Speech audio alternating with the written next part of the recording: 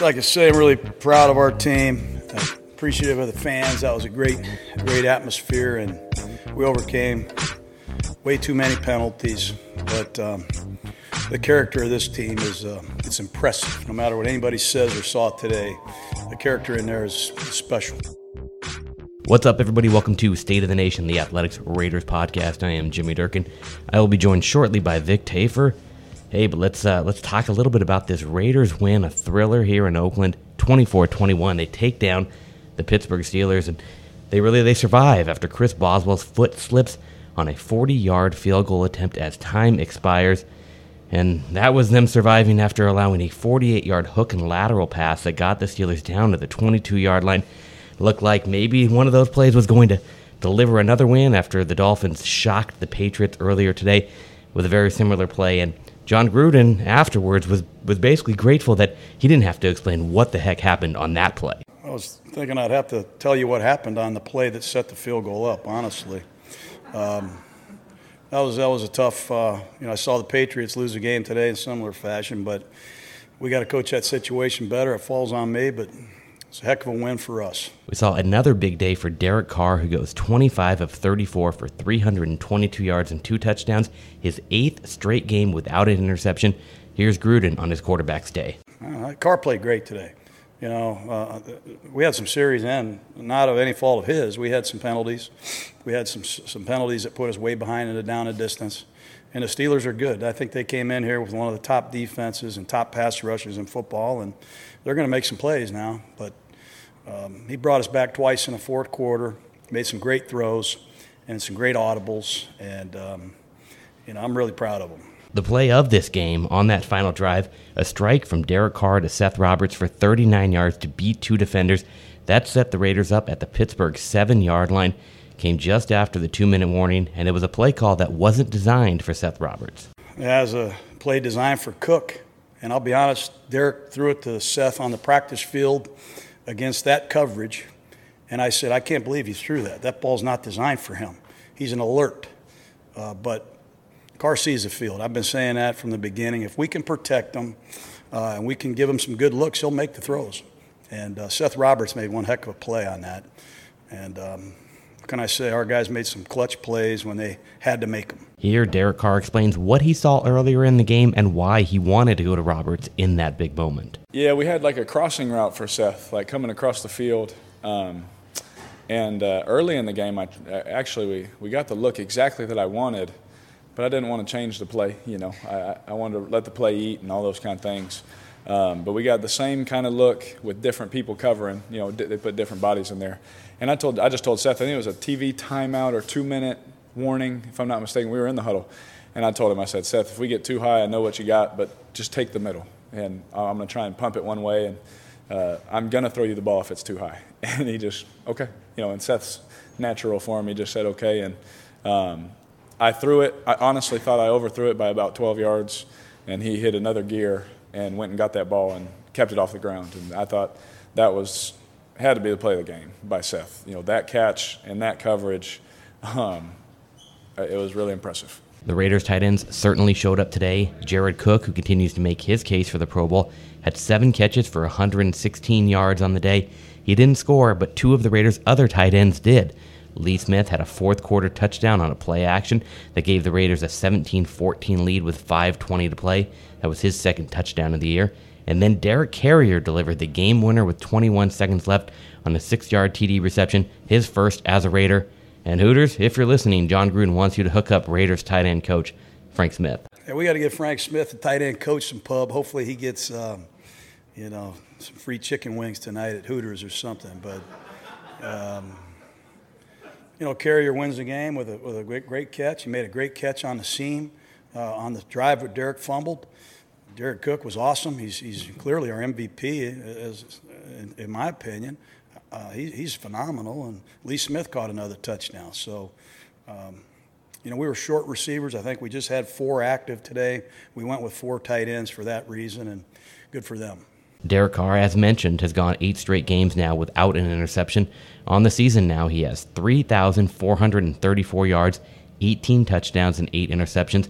He's on pace for his first 4,000-yard season of his career and in position to set a career high in passer rating, which is now at 97.2. And after taking so much heat early in the season, back when he was 5 games in and had 7 TDs and 8 interceptions, Carr was asked if he feels vindicated by his recent play. And yes, I'm going to leave in this self-deprecating Fresno State joke that he makes. If I don't, I went to Fresno State, and so those are big words for me. No, I'm just kidding. Fresno's an amazing school, everybody.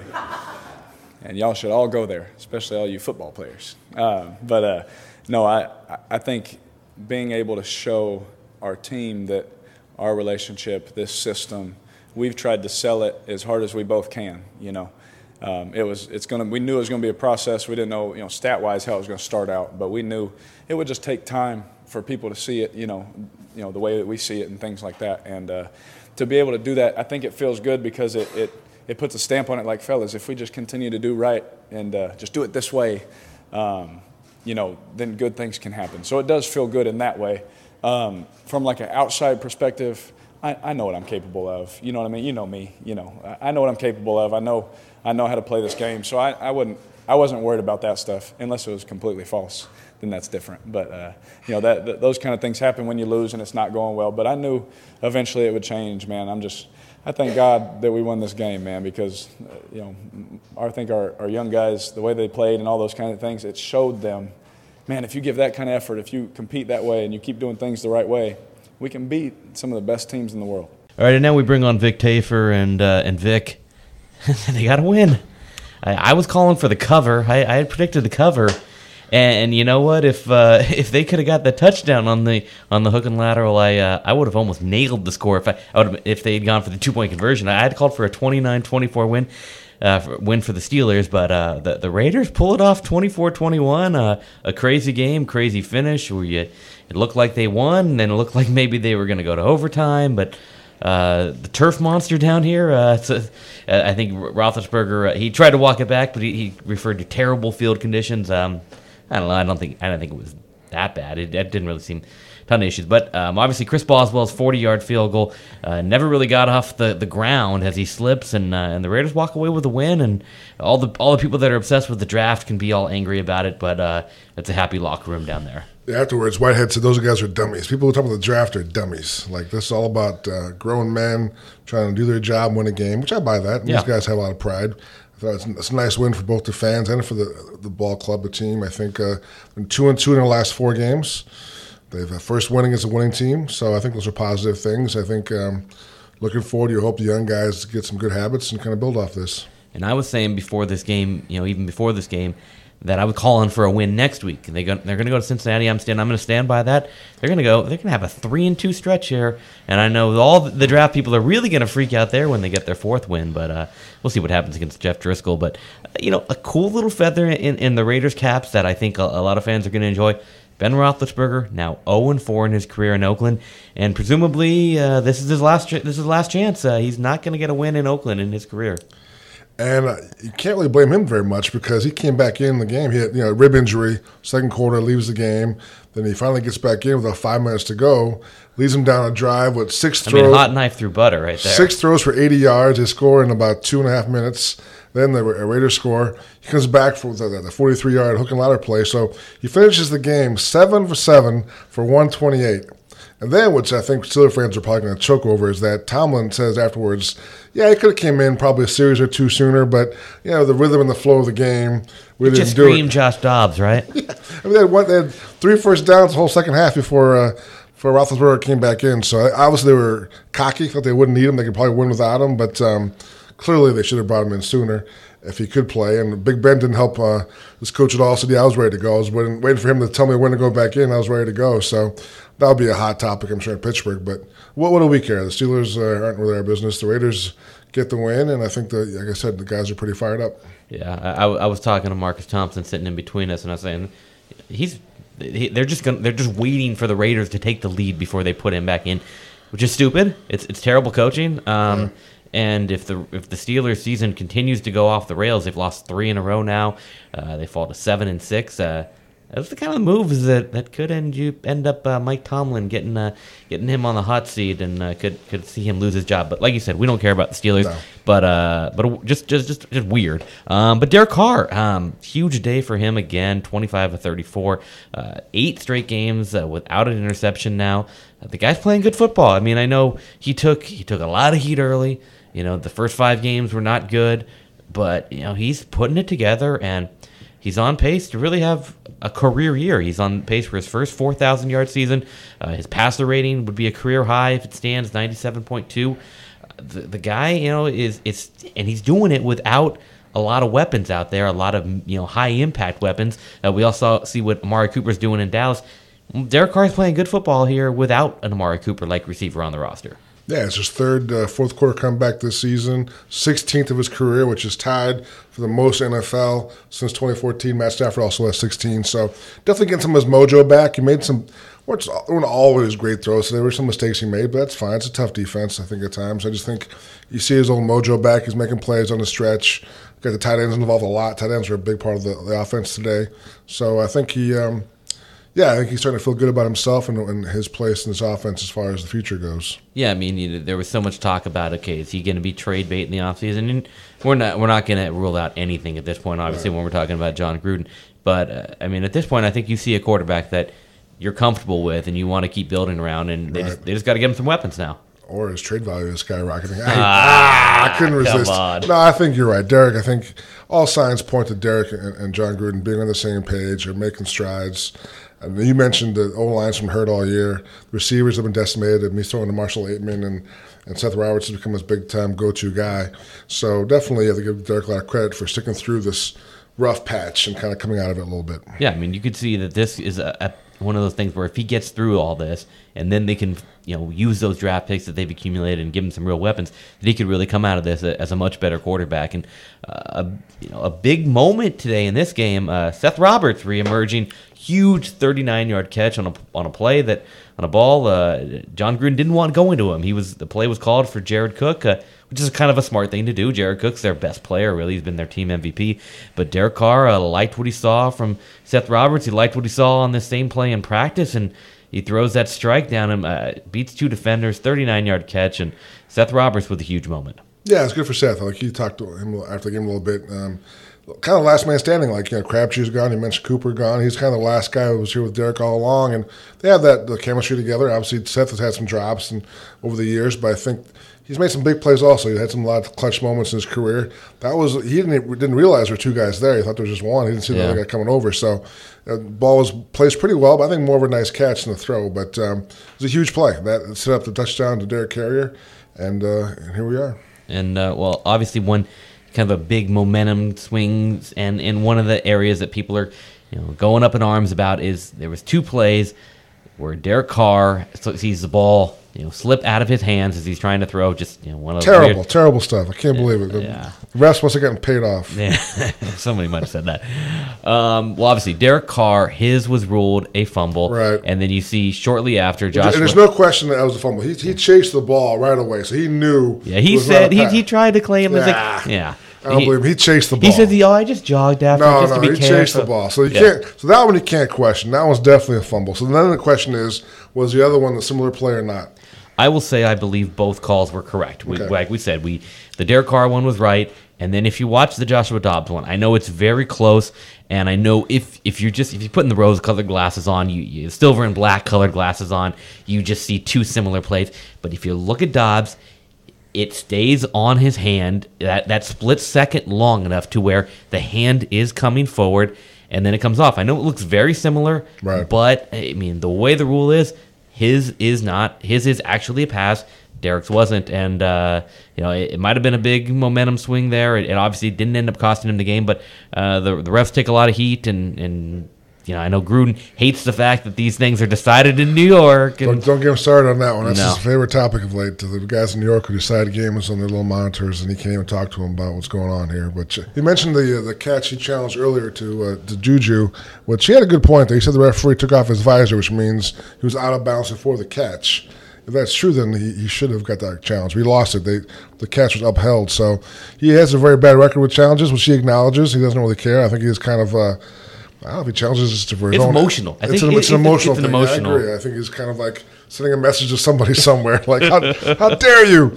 But whatever. I mean, it doesn't really matter in the long run. They won the game. So he was very pumped up afterwards. He ran out to the stands, high-fived a bunch of fans. Went to the black holes. All. Yeah, so I mean, definitely a good moment. It's been a rough year for him. I mean, say what you will about his personnel moves and some of the things they've done all the year, but he's not having a good time. It's been really rough on him. You can see that every week when you talk to him. So it's very nice for him to go out there and get some love from the fans who been pretty supportive all in all. I mean, it's been a pretty much a horrible year, just in terms of just the losses and just the way the team treats them as far as the future. And I mean, don't get me started, but just the fact that they have no idea they're going to play next year. I mean, no one's made any announcements. They're waiting for this so-called lawsuit to happen if it does. But the Raiders at this point just say you're going to play here and then handle whatever happens after that. I think they're making it an emotional issue. I think the fans deserve more than that. So I give the fans a lot of credit for sticking through this year and having a good time today. I'm sure they had a great time out with the win, and I'm happy for them. We had another good time hanging out in the parking lot this morning. That could be a key thing. Like, we might be the good luck charms. Like,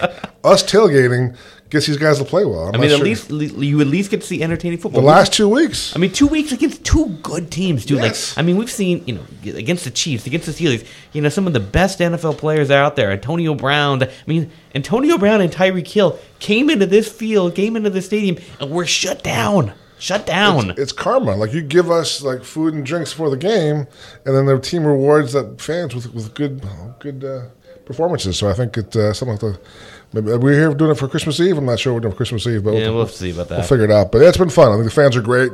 Terry had a really good time. We saw Phil Fobiano and Franco Harris were out there, so it was a very cool atmosphere before the game, and a lot of Steeler fans. So the players, Raider fans were saying they'd never seen a crowd like this with as many fans of the opposing team. It's definitely the most they've ever seen, and they were loud. I mean, definitely at times you thought this was a Steelers home game, not a Raiders home game. But a lot of terrible towels. Yeah, it's crazy.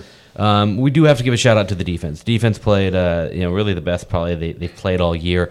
I mean, at one point I think through 51 plays of the Steelers, they had only allowed 4.4 yards per play. Of course, the last 48-yard play on the hook and lateral, and the drive before it boosted it up. Pittsburgh ends up finishing at 5.9 yards per play on 58 plays. So those last two drives really boosted it up. It had been 4.4 before that. We saw Tafur Whitehead making this was his best game as a Raider. Gets the interception. Had that fourth down stop on Vance McDonald. That I think that was one of his better plays he's made. We laughed about it last week where he said he's been playing well all year, and we're like, really? But he's very confident. I will say the last month or so, he's definitely come on, made a difference. I think he feeds off the energy of the crowd, and definitely he's the emotional leader on this defense, and he made some plays today, which is something they've been waiting for. So I think it's a nice thing for him. You see, Garyon Conley, I mean, the interception there was really forced by Garyon Conley. He was the guy playing defense on the ball, tips it up, and Whitehead is able to come in and make the play. And what we're seeing out of Garyon Conley lately is what we expected when they drafted him. He's starting to look like, I'm not going to go overboard and say he's an elite lockdown, shutdown corner, but he's starting to look like a first-round pick. Right. It's still a learning curve. He mentioned that last hook and ladder was his fault. Like, it was his responsibility to the outside containment. He blew that one. So he was kind of humble about that. But he said he thinks the difference in the defense the last month has been the communication. Like, guys are communicating better in the field.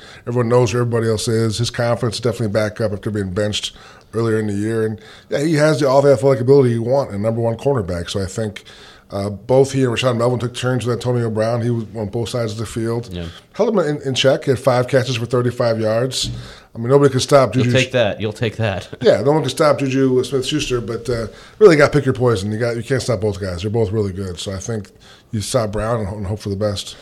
Justin Ellis, his return has really kind of helped boost that run defense. They weren't able to run the ball at all in this game. 40 net yards of rushing for the Steelers, and I mean, that's and they did this without Mo Hurst too. That's pretty big. Yeah, guys like P.J. Hall stepped up a little bit. We mentioned Clinton McDonald had the sack on Big sack. I think the one that injured Big Ben. Yeah, so I mean, just guys stepped up. I think it's a good thing. We're like not only rookie players, the veteran guys have some pride and they want to finish this the right way. So yeah, we got 3 games left, and we'll see where it goes. You get to head to Cincinnati. You get to hang out in Kentucky a little bit next week. You fired up for that? Yeah, I like bourbon. I'll check out some bourbon places and do some tailgating. no tailgating. It'll be too cold. But, yeah, I mean, it's, like you said, it's a chance to win 2 in a row. The Bengals are not very good. I'm sure the Bengals look at it the same. The Bengals like, there's our chance to get a win also. I'm sure they both look at it the same way as a chance to actually get some positive highlights on your tape. But it should be fun. I think the Raiders definitely in good spirits, and definitely it's a happier locker room than it was, say, a month or two ago. Absolutely. All right, well, we will wrap it up here from the Oakland Coliseum. The Raiders, 24-21 winners over the Pittsburgh Steelers. We'll talk to you guys again later. All right, guys, take care.